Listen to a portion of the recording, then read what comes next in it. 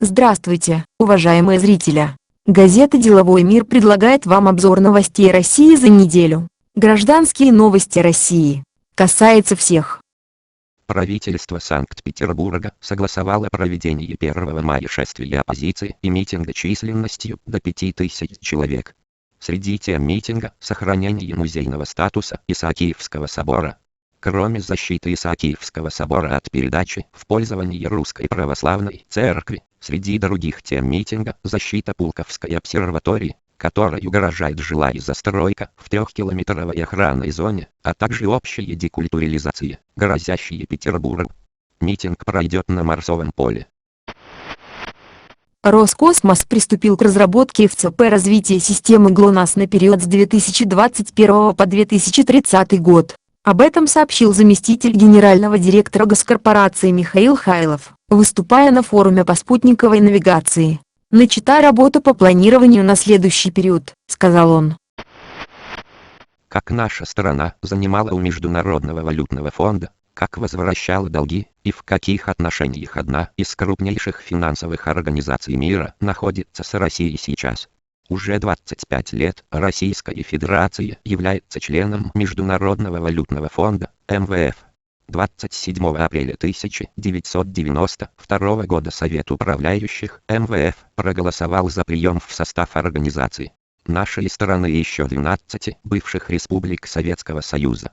За это время Россия прошла путь от заемщика, получившего от МВФ примерно 22 миллиарда долларов, до кредитора. Какие взаимоотношения у России с МВФ сейчас?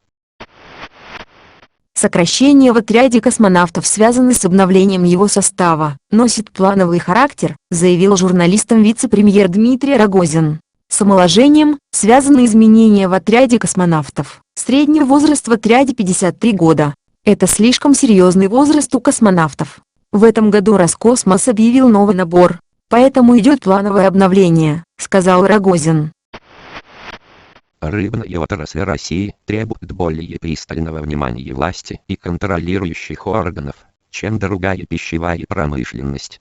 Так, в стране до сих пор нет системы определения качества рыбы, значительная часть рыболовецких судов устарела, холодильники и оборудование для хранения и транспортировки продукции не соответствуют стандартам. Эти проблемы обсудили эксперты на 2-м Всероссийском форуме продовольственной безопасности. Западная сельхозпродукция зачастую конкурентоспособнее российской, поэтому нужна модернизация АПК до снятия продэмбарго. Об этом сообщил журналистам глава Минсельхоза РФ Александр Ткачев. «Мы тогда сможем принять вызов и отстоять свою полку российскую, потому что в любом случае выбор будет делать потребитель по цене и по качеству», подчеркнул Ткачев. Министр отметил, что необходимо делать упор на стимулирование развития производства глубокой переработки сельхозпродукции. По его мнению, нужно предоставить финансирование всех инвестиционных кредитов в этой области. Сумма инвестиций по проектам в рамках создания Кольской опорной зоны Арктики составит почти 500 миллиардов рублей. Об этом сказала в областном парламенте губернатор региона Марина Ковтун. Принцип развития Арктики с помощью опорных зон был озвучен летом минувшего года.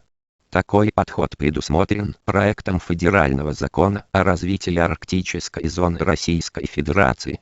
Планируется, что опорные зоны будут формироваться как комплексные проекты. По словам старшего юриста адвокатского бюро Пучков и партнеры, Свердловская область, Николая Хмелиевского, новые поправки в закон об ОСАГО, входящие в цикл изменений, направлены прежде всего на защиту интересов страховых компаний. Кроме того, законодатель рассчитывает на существенное снижение судебных споров по взысканию страховых выплат, в первую очередь за счет снижения активности недобросовестных посредников и предприимчивых автоюристов.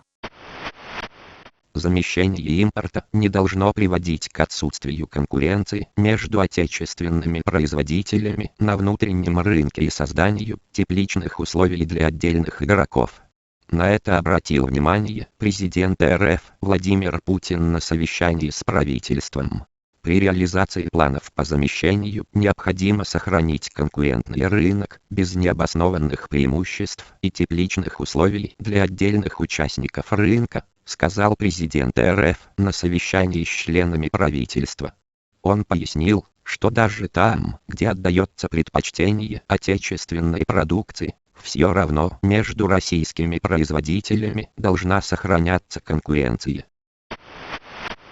Предприятие Салехард Агро, которое расположено в городе Салехард Емало-Ненецкого автономного округа, открыло производство сливочного масла. Об этом сообщили в пресс-службе правительства региона. Предприятие Салехард Агро начало выпускать сливочное масло. Новую продукцию изготавливают в Салехарде в цехе по переработке молока, которое поступает с молочной фермы поселка Оксарка. Почти все оборудование по изготовлению молочной продукции на предприятии отечественного производства из Рязани. Уже летом предприятие планирует начать выпускать йогурт с добавлением натуральных ягод. Российские власти должны детально ответить на обвинения в коррупции, заявил кинорежиссер Никита Михалков, комментируя опубликованные ранее материалы о якобы использовании членами правительства в личных целях недвижимости, зарегистрированной на ряд некоммерческих фондов. Режиссер поднял этот вопрос в ходе дискуссии о роли молодежи в политике на Международном форуме безопасного интернета. Созданные в рамках проекта «Айсберг» подводные и подледные комплексы позволят освоить ранее неразведанные участки шельфа. Пилотные образцы подводных автоматизированных комплексов, которые смогут использоваться для подводных работ по изучению и освоению шельфа Арктики, появятся в России через 10 лет. Об этом сообщил ТАСС руководитель проектной группы Фонда перспективных исследований, ФПИ, Виктор Литвиненко. Завтра в Москве на причалах Северного речного порта официально открывается круизная навигация. По словам опрошенных туроператоров, речные круизы сегодня продаются с опережением показателей 2016 года, и предстоящий сезон обещает стать не хуже прошлогоднего. Федеральное агентство водных ресурсов дает на сезон вполне оптимистичный прогноз по уровню воды. В курортном отеле «Аттилика Морской уголок» начинает действовать новые акции. При бронировании проживания 8 более ночей оплата за последнюю ночь не взимается. Акции действуют при заезде с 27 мая по 10 июня. Акции действуют на номера категории 2- и 3-местный стандарт, а также двухместный и улучшенный. «Аттилика Морской уголок» находится в Алуште, в районе Профессорского уголка, на берегу моря. К услугам отдыхающих Wi-Fi, навесы на пляже, ежедневные анимационные программы для детей и взрослых. Подробнее эти и другие сюжеты смотрите на www.газетаделовоймир.ру. Следите за нашими выпусками, подписывайтесь на канал. Деловой мир. Гражданские новости России.